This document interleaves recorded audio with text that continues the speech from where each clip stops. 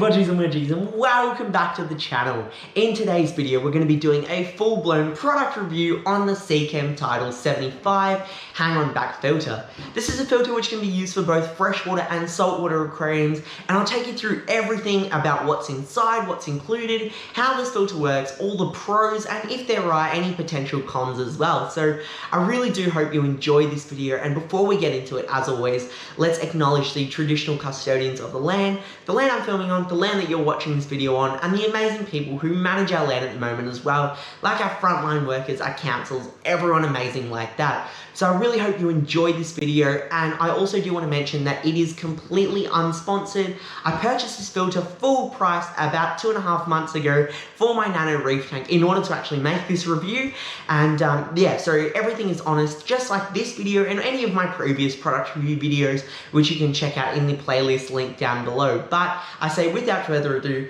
let's have a look at the Seachem Tidal 75. So a little while ago, the original hang-on back filter I had on my nano reef aquarium started to make this noise. I immediately started searching for other filter alternatives. Now this tank is only 40 litres, so the replacement filter had to serve the job well, but also be suitable for when I upgrade this aquarium in the near future, and I wanted to look at various different brands of all different price ranges. From previous experience of trying out budget alternatives, I've always found that these options only last for a few months and fail, which is why I wanted to future-proof myself, and I didn't mind spending the little extra bit of money to make my life easier. Hang-on back filters generally serve one purpose, which is to simply draw water in through a pipe, pass it through the media and flow out, which is fine, but it's stopped there. When we look at technology in aquariums, we want to really make sure that it's useful, it's ergonomic, and it's effective to make our lives easier. But a lot of the hang-on back filters on the market generally don't fill that purpose, in my opinion. But this is where I feel like the Seachem Tidal range of filters is different, because the design itself is perfectly made for the aquarist, and everywhere they could add a useful feature, they did. And this product is something that an aquarist could highlight when they talk about their aquarium, because it's not just a regular hang-on back filter, but a well thought out and ergonomic product. The Tidal range of filters come in a few different sizes, being the Tidal 35, 55, 75 and 110. Now for my nano reef tank, the 35 would have been more than enough. However, there are a few factors which the 35 lacks in comparison to the larger models, which I'll cover later on in this video. But the main reason that I wanted the 75 is because I knew that at one point or another I would upgrade my nano reef tank to something bigger. So I kind of wanted to future-proof myself, and in today's video we'll mainly be covering the details of the Tidal 75. However, the features that are on this filter are across the board from the 55 and above. Price-wise, the Tidal 75 is 114 Australian dollars, which may seem quite expensive compared to other brands of hang-on back filters, but what I would say is the usability and the thoughts that have been put into this product completely make the difference for me, and I'd probably go as far as saying I wouldn't even consider getting another brand hang-on back filter from this point onwards because of how much I love this filter. But before we go further into the features and what makes it so good, let's firstly look at how to set it up and what's included when you buy this filter. So packaging for this product firstly is great because it gives you a visual representation of what the product is, what's inside, and just some really cool useful features about it. And pulling it out of the box, it's basically set and ready to go and just simply add it on the aquarium. It's built with a matte finish plastic which is jet black in color, and it maintains a hidden and stylish design that the filter sports.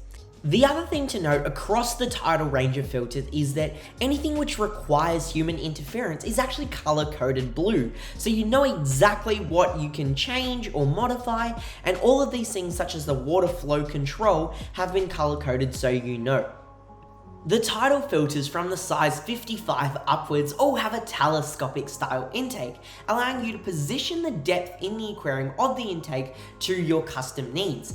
With the actual filter capacity, the Tidal 75 can hold 1.9 litres while still maintaining a pretty slim profile. I'm guessing that this was so you can position the aquarium as close to the wall as possible while still having this filter attached, And in terms of filtration media, you would ideally want to use something such as BioBlocks, which maintains that sort of slim profile, and they actually do provide Seachem Matrix with not just the 75, but all of the Seachem Tidal filters. Biological filtration aside, the Seachem Tidal 75 also comes with a coarse filter sponge, which can be put in the bottom of the media basket, acting as a mechanical form of filtration. The media basket can also be locked in place with this sort of blue clip, which stops the media basket from possibly rising up when using potentially lightweight media, but I don't see this as too much of a big concern. But in the instance that you do need to do maintenance on this filter, taking the pre-filter or the media out is super easy, because with the basket you can actually pull the entire thing out, place it on the tray, and it locks in, acting like sort of a spill tray which you can just carry right out to the sink or wherever you're going to clean your media. And whoever thought of this firstly needs a pay rise and is amazing, because all of these small factors included in this filter are the things that make it so fantastic. Another great nifty feature included is the heater holder, which can be clipped into the intake side of the filter. This is a way better option than using suction cups, which I hate, and it's also really good because it makes sure that the flow can actually pull up the heat created by the filter and disperse it properly through the aquarium, acting as a form of efficient heat distribution. Again, it's a small feature, but it's just so good. Along with that, there's also included a leveling device which allows you to position the level of the filter against the glass to ensure smooth operation and even weight distribution. A few other features include ventilation ports throughout the filter and also on the lid to allow for proper oxygen exchange. Another cool thing is that on the actual spillway where the water returns back to the tank, there are these small little grooves which assist in disrupting the flow of water, which make great surface agitation. To talk about the intake and how water enters the filter, it's actually done through this SICCE designed pump, and that's something which is really surprising for me. The filter is actually a collaborated effort of SICCE and Seachem, which is just like a culmination of two really amazing brands in the aquarium industry. But this intake pump is essentially self-priming. You don't need to fill the filter up in any way or make sure that the water is actually in the intake tube or all of these issues which you encounter with a cheaper form of hang-on back filtration, for example. You simply turn it on, the water begins to get pulled up and start flowing. It's amazing, and it also has an inbuilt surface skimmer, which I love because you've got both a normal sort of hang-on back filter with an inbuilt surface skimmer, and both of these have specific controllability, meaning that you can control how much water is going in through the intake versus a skimmer or vice versa. Alrighty, Bodgies and Widgies, I really hope you enjoyed that product review of the Seachem Tidal 75.